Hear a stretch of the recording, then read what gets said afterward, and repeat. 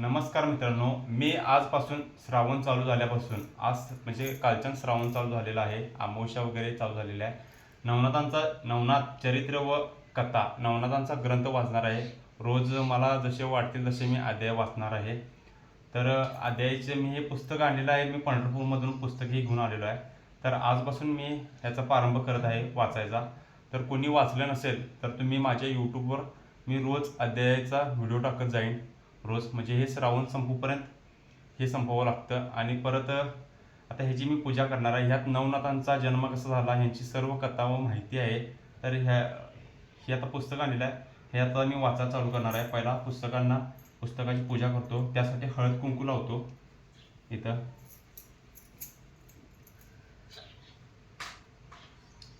देवांना पण लावतो. आणि आजपासून आता मी प्रारंभ करणार आहे. तर ऐका, तुम्हाला खूप भारी वाटेल. नवनाथांचा ग्रंथ वाचलेलं खूप भारी असतं.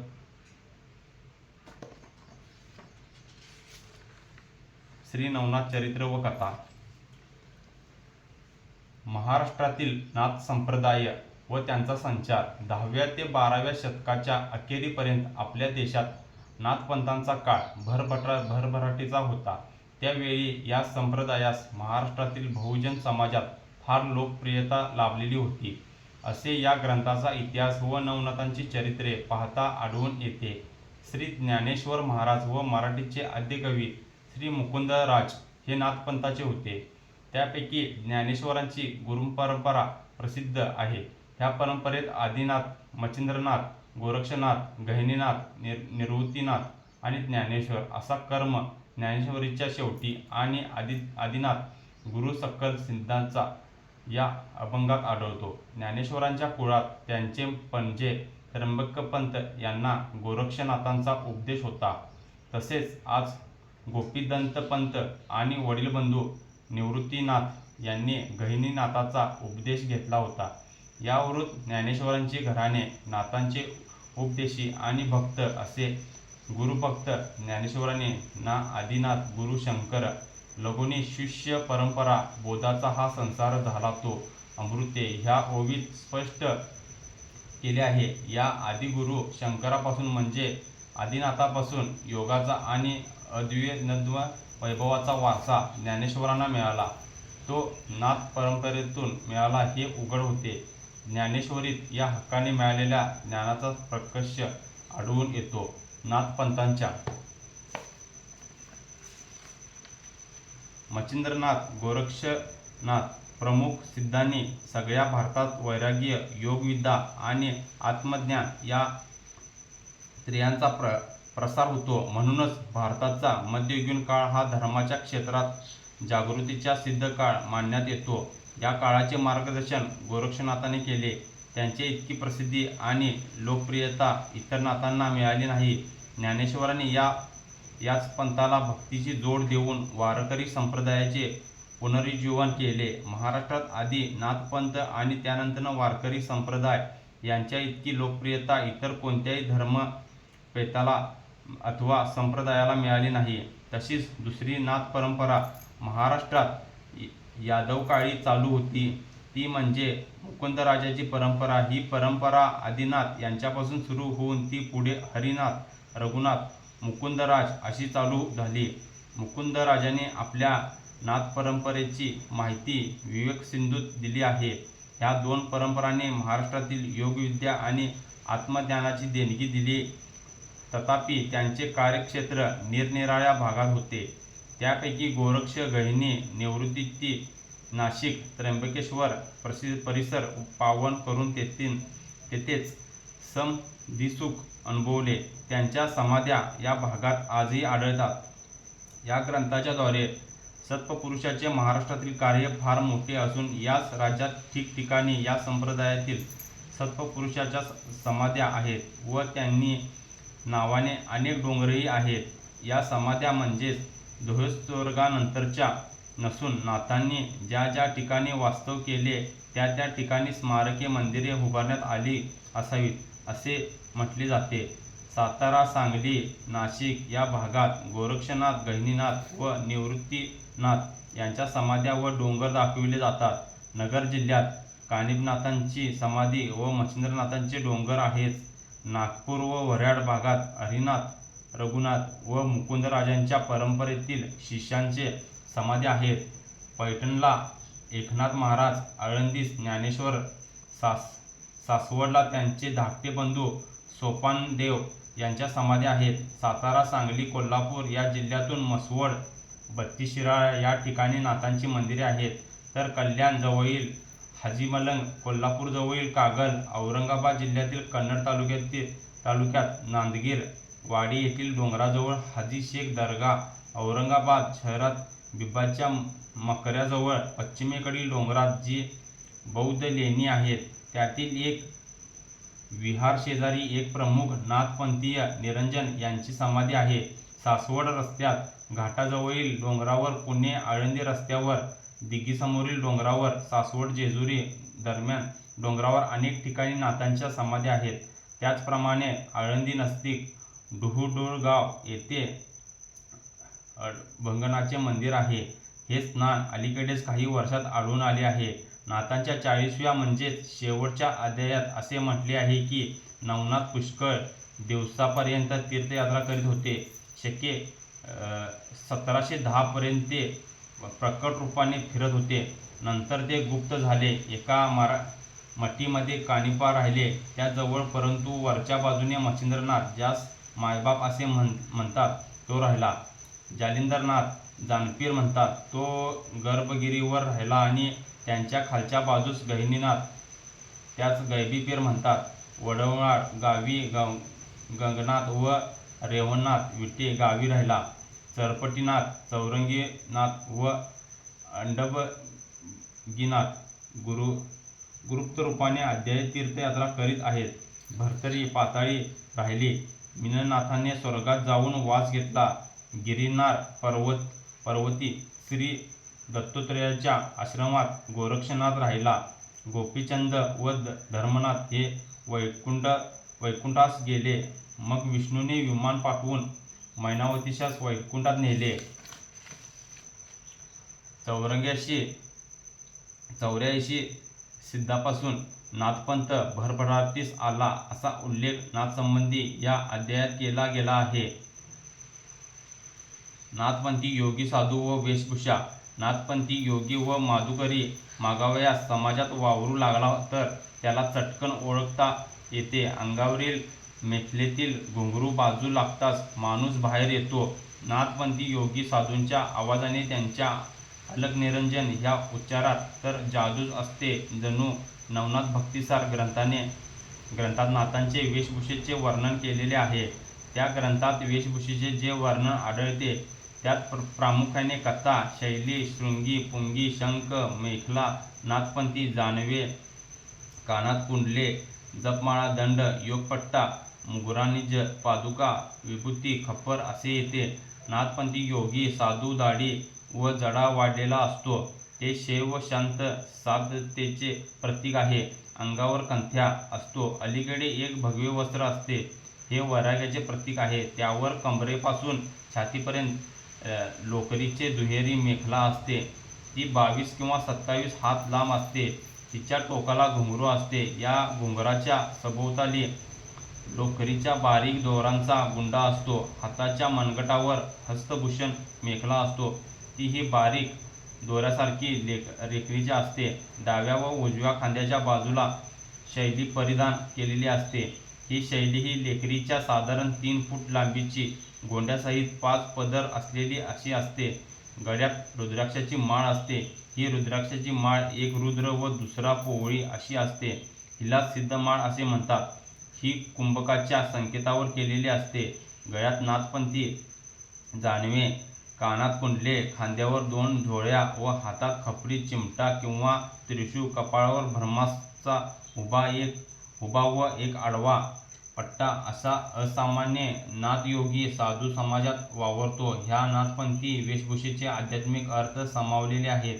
अशी एक कथा सांगितली जाते की श्री मच्छिंद्रनाथांचा प्रथम ब्रह्मरूपाचे ज्ञान झाल्यावर जे शिवदर्शन झाले त्यावेळी त्यांनी ह्या वेशात श्री मच्छिंद्रनाथाचं दर्शन केले.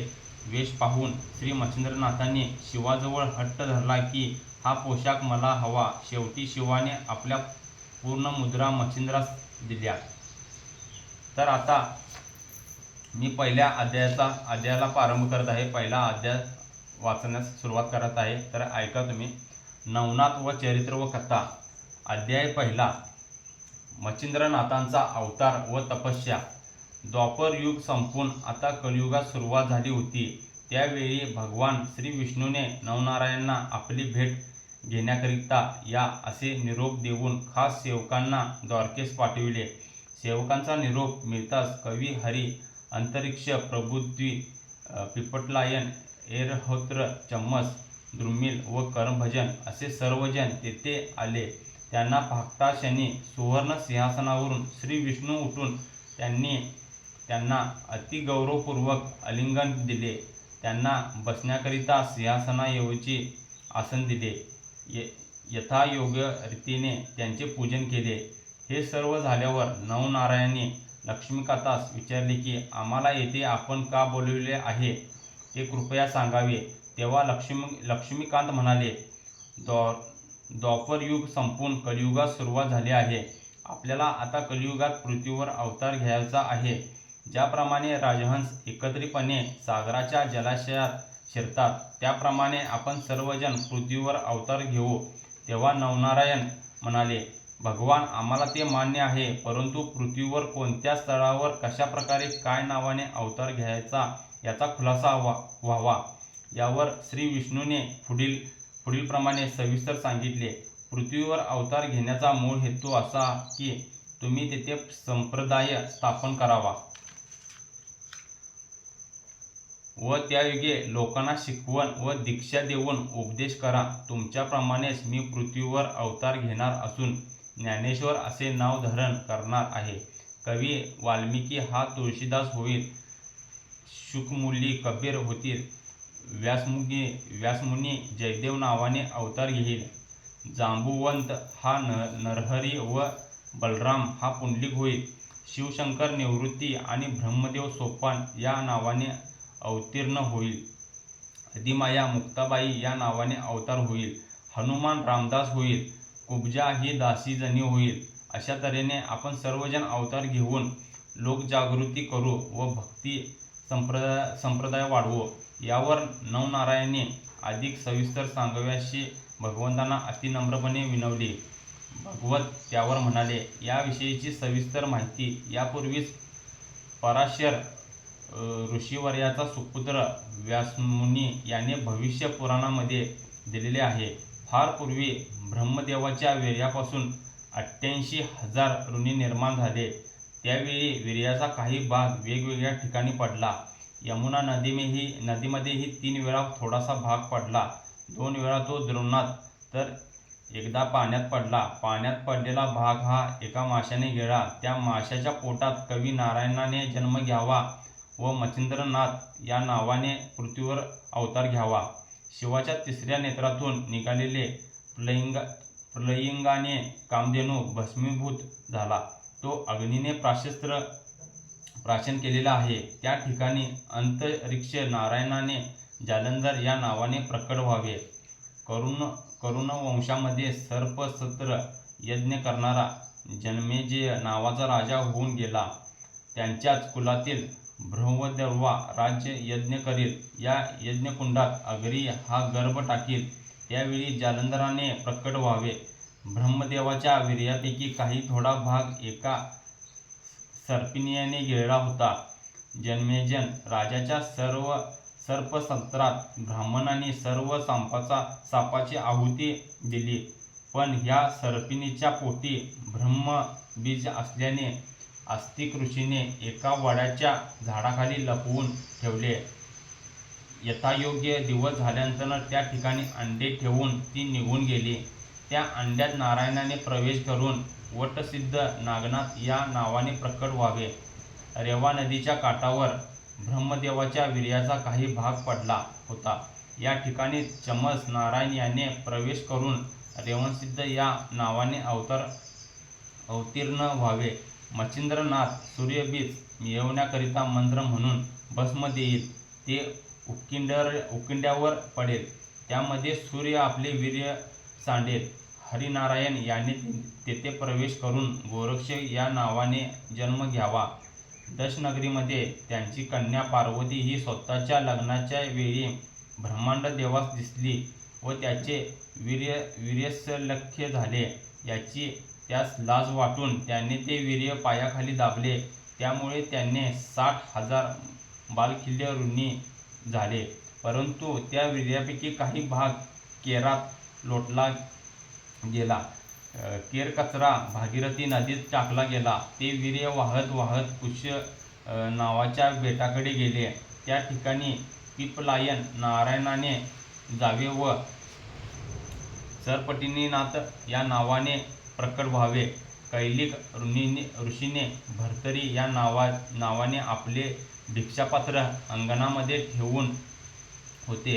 त्यामध्ये अचानक सूर्याचे वीर्य पडले. ते त्याने असेच सांभाळून ठेवले आहे.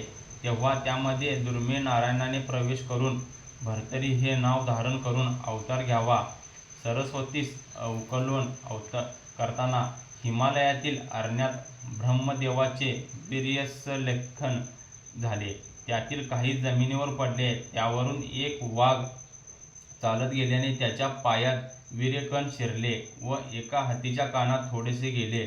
हत्तीच्या कानात प्रभूत नारायणाने जावे आणि कानिप म्हणून प्रकट व्हावे. गोरक्षनाथ चिखलाचा पुतळा तयार करील. त्यात करभजन नारायणाने शिरावे व प्रकट व्हावे. याप्रमाणे भगवान विष्णूचे सर्व सविस्तर बोलणे ऐकून नवनारायणाने निरोप घेतला व सर्वजण मंदराचलावर गेले. तेथे शुक्राचार्याच्या समाधीजवळ ध्यानस्थ बसले. नंतर ठरल्याप्रमाणे शुकाचार्यासह सर्वजण प्रकट झाले. एक दिवस कैलास पर्वतावर श्री शंकर पार्वती सुखनैव बसलेले असताना पार्वतीने अचानक शिवाला विचारले की ज्या मंत्राचा रोज तुम्ही पठण करता त्या मंत्राचा अनुग्रह मला द्या. हे ऐकून शंकर म्हणाले, मी त्या मंत्राचा तुला अनुग्रह देईल, परंतु त्यासाठी एकांत स्थायी जावयास हवे. असे एकांत स्थान मिळवण्यासाठी आपणास त्यांचा शोध घ्यायचा हवा. असे नीरव शांततेचे ठिकाण मिळताच मी तुला मंत्राचा अनुग्रह देईन. एकांत स्थान शोधण्यासाठी ते दोघेजण फिरू लागले. यमुनेच्या काठावर निर्मनुष्य व निवांत जागा त्यांनी सापडली. ती त्यांना आवडली. श्री शंकराने लगेच पार्वतीस त्या मंत्राचा अनुग्रह देण्यास सुरुवात केली. त्याच वेळी ज्या मत्स्याचा पोटी मच्छिंद्रनाथ अवतार घेणार होता तेथे जवळ पाण्यात ती विहार करीत होती. तिने व तिच्या गर्भाने तो मंत्र ऐकला व त्यामुळे त्यास पवित्र असे ज्ञान झाले. दुजाभाव नाहीसा होऊन तो ब्रह्मरूप झाला.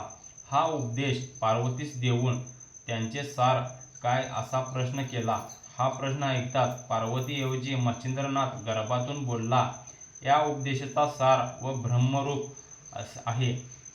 हे ऐकताच शंकराने तिकडे पाहिले तेव्हा मत्स्याच्या पोटी मच्छिंद्रनाथाचा संचार झाला आहे हे समजले. शंकर म्हणाले, माझा हा उपदेश ऐकून तुला खूप लाभ झाला आहे, परंतु हाच उपदेश श्री दत्ताकडून तुला करवीन.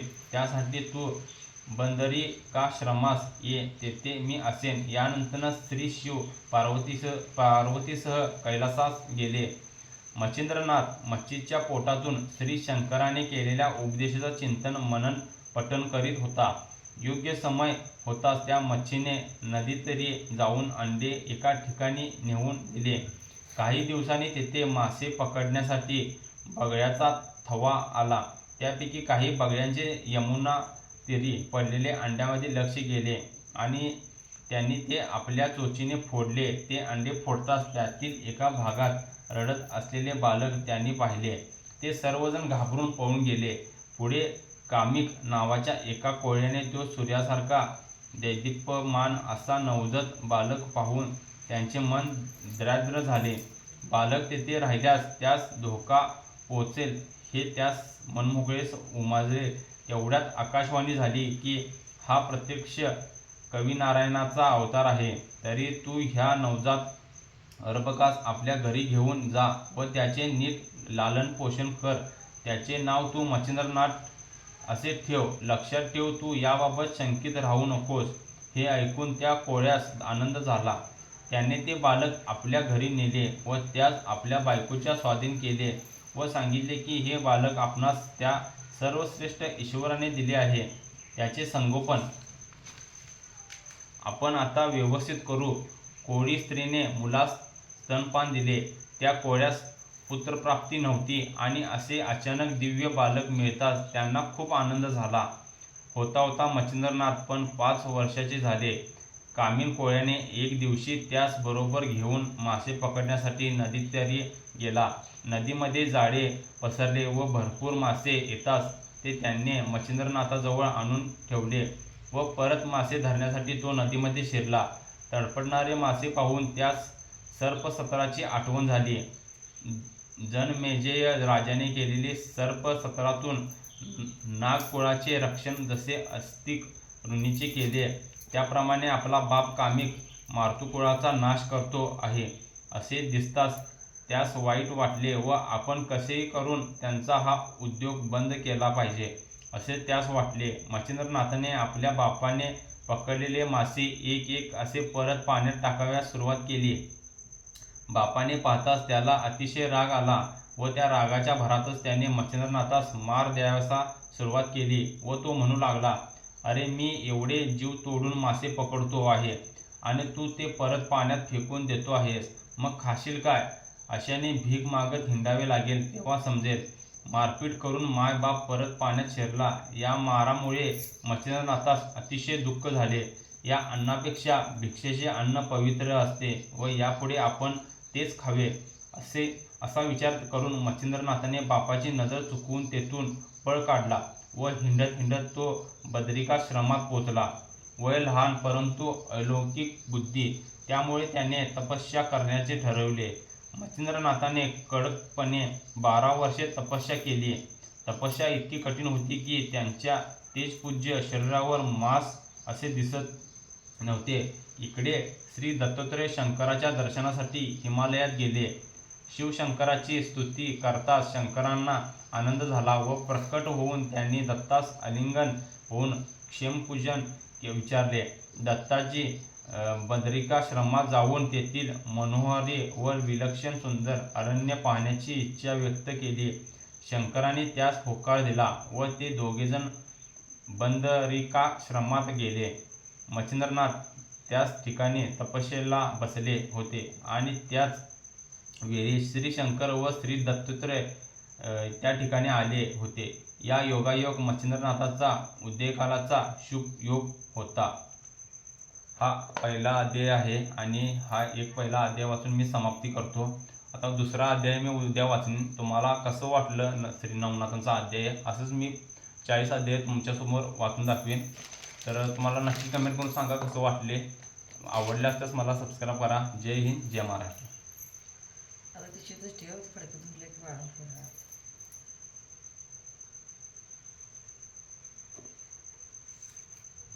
टाकलं राहते तसं